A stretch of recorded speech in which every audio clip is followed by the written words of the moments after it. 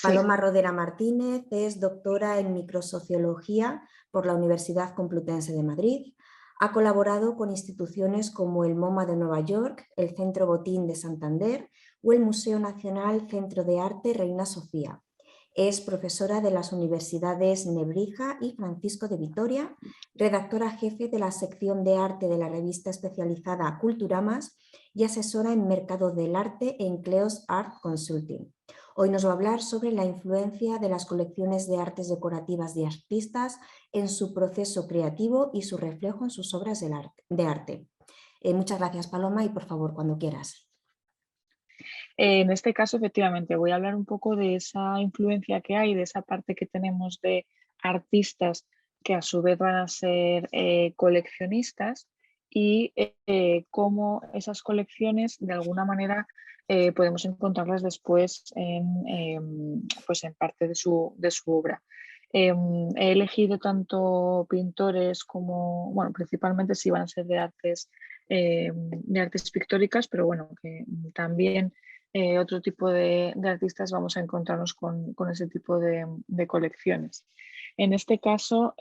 vamos a ver que tanto las artes decorativas como el diseño pues tienen un papel, tienen además una influencia en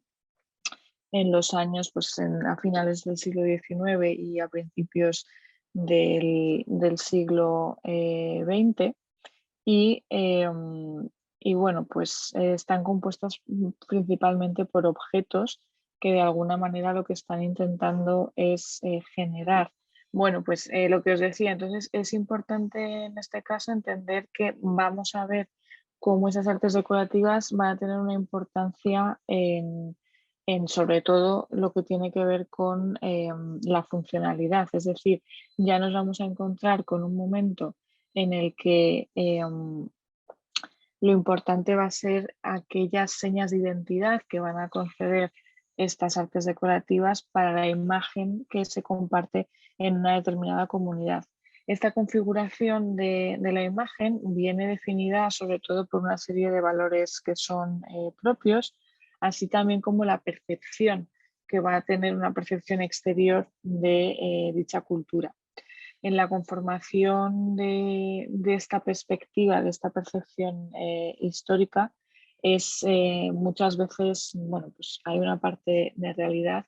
y en otras ocasiones vamos a tener una parte casi ficcional o una parte que pertenece a la leyenda de la identidad que consideramos dentro de una determinada nación o dentro de una determinada comunidad.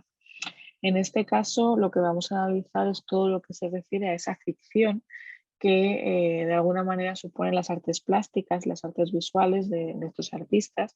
y que van a tener su inspiración precisamente directamente, de una manera correlativa,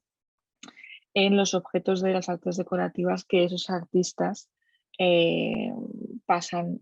poseen y que pasan a convertirse en coleccionistas. Empezamos hablando un poco de lo que es el contexto europeo en relación al modernismo y a las diferentes acepciones que va a tener y vemos cómo con la industrialización ya el mundo que se conoce hasta ese momento va a cambiar de una forma radical.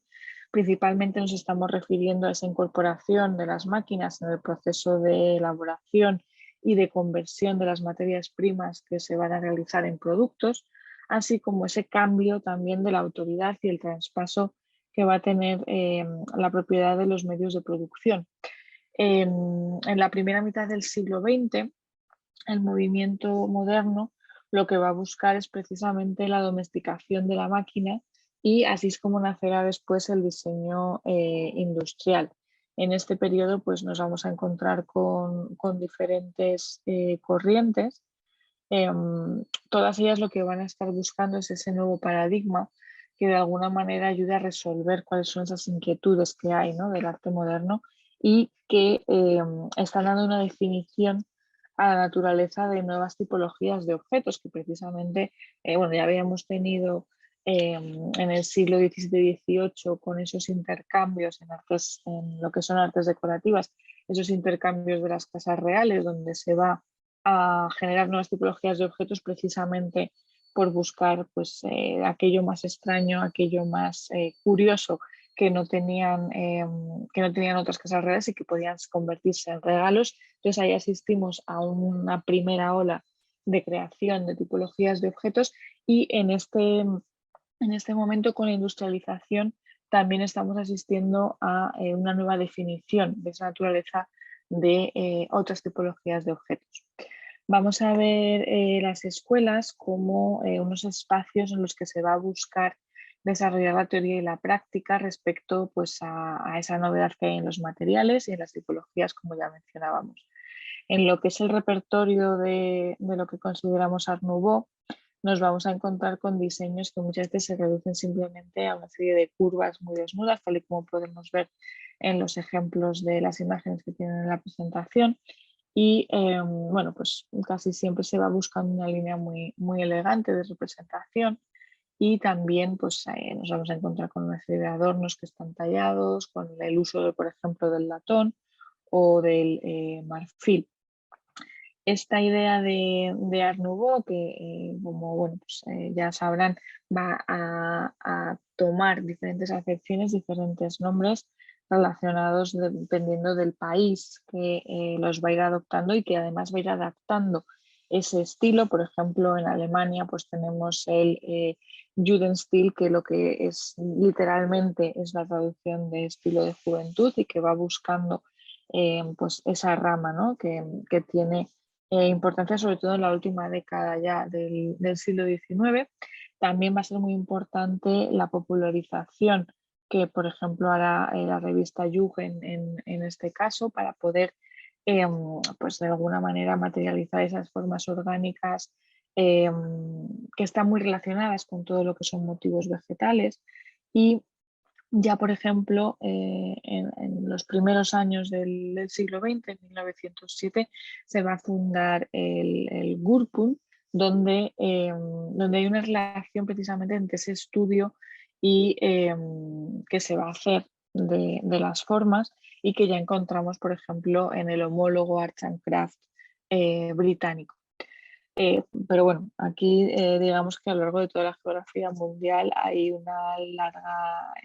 vamos a ver, una larga tradición y vamos a encontrar muchos talleres como los talleres de Viena, los Wichitemas rusos, por ejemplo, o la conocida Bauhaus. Los primeros van a ser garantes de ese estilo soviético revolucionario que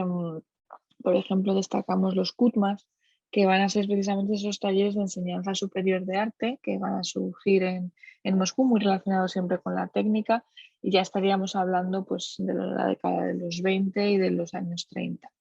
Además, hay que citar que este tipo de escuelas pues, cuentan con autores pues, como pueden ser pues, Tatlin o Rodchenko, y luego, bueno, pues la citada ya Bauhaus. Si nos vamos al movimiento ya en España, lo que vamos a encontrar es una adaptación que es lo que vamos a denominar como modernismo y lo que vamos a encontrarnos es con una fusión entre esa idea del Art Nouveau en sus diferentes acepciones, que en España viene a denominarse modernismo, y es simbolismo. Simbolismo lo vamos a encontrar sobre todo en autores, pues bueno, tenemos el ejemplo de Mucha, intentando, por ejemplo, en este caso, abogar por un arte que es capaz de transmitir las ideas y que no se remite a ser un simple reflejo de la realidad. Aunque es verdad que vamos a asistir a un modernismo en otros puntos de nuestra geografía, especialmente se va a desarrollar en Cataluña. Los materiales que se van a encontrar van a estar muy relacionados con esa revolución industrial de la que hablábamos, el caso, por ejemplo, del hierro o del vidrio, además de una serie de estructuras y de soportes metálicos que actúan al mismo tiempo tanto como elementos estructurales como elementos ornamentales, sin necesidad de ser disimulados como ocurría anteriormente con este tipo de productos. En este caso, pues vemos como el ejemplo de la imagen, el trabajo con la madera, que va a experimentar una gran evolución, siendo un material constructivo que lo que va a hacer es ir adoptando formas especialmente estas formas curvas que podemos ver, la idea de la ornamentación vegetal que va a estar muy presente y diseños que van a ser sorprendentes y novedosos hasta ese momento. Es verdad que la tipología, pues por ejemplo en este caso seguimos manteniendo una tipología de silla que ya lleva muchos siglos entre nosotros, pero la presentación de esos objetos va a ser diferente. Vamos a ver cómo estas artes decorativas, este contexto, vamos a empezar ya a hablar, vamos a señalar cuáles son esos artistas coleccionistas y qué piezas de artes decorativas que nos encontramos en casa de los artistas después vamos a poder encontrar en su obra. Bueno, aquí tenemos la imagen de Dalí. Vamos a ir empezando cronológicamente, empezaremos con el caso de Sorolla. Sorolla especialmente, digamos que en toda la parte que tiene de retratos, bueno, pues conservamos, por ejemplo, en la Casa Museo de Madrid algunas de esas piezas de artes decorativas de su colección personal y la colección que está hoy expuesta pues es tanto el mobiliario que ya existía y que pues, se utilizaba dentro de la vida cotidiana de la casa del pintor. La mayor parte de los muebles que se conservan pues tienen un papel importante en ese día a día que citábamos en Sorolla y algunos parecen representados precisamente en sus cuadros. Se trata, pues por ejemplo, tenemos en estas imágenes que se aportan en la presentación, hay una serie pues de sillas, especialmente nos referimos sobre todo a objetos de mobiliario, donde se va tratando, pues se van incluyendo esos elementos. Es cierto que Sorolla es bastante parco en esta representación, ya que la mayoría de objetos los encontramos siempre, pues como pueden ver, en retratos que se realizan de mujeres en los que pues, hay elementos muy sencillos, porque lo que se está destacando evidentemente es la figura femenina, pero sí que acompañan siempre pues, algunos elementos de ese mobiliario o esos objetos que pueden ser parte de ello. Además de Sorolla, también nos encontramos con la obra de Ramón Casas, Rusiñol o Nonel, que también representan a la perfección el reflejo de esos mobiliarios de la época. Pensemos, por ejemplo, en los interiores de los hogares catalanes, entre otros. Yendo ya a algo más avanzado, hemos escogido a estas tres figuras, Dalí, Picasso y Van Rey, para precisamente referenciar pues, qué importancia tienen esas artes decorativas. En el caso de Dalí, que aquí podemos observar, pues generalmente estamos viendo esa dualidad y esa excentricidad que eran características de su obra y que pertenecen pues tanto a imágenes que encontramos en su casa museo en Cadaqués como aquella de Figueras, que lo que hacen es precisamente pues darnos ese marco de irrealidad y de surrealismo tan característico del artista. En el caso de Picasso, aquí se incluyen algunas imágenes de sus talleres en los cuales pues, sabemos de la importancia pues, de esa dualidad en la que se va a mover Picasso, tanto por un lado con la parte de mobiliario clásico más tradicional perteneciente a la cultura y la tradición española, como pues aquellos objetos, ¿no? En este caso, por ejemplo, aquí podemos ver objetos de instrumentos musicales y otro tipo de elementos que después sí que están presentes pues, en esos cuadros que tenemos de tanto de cubismo como de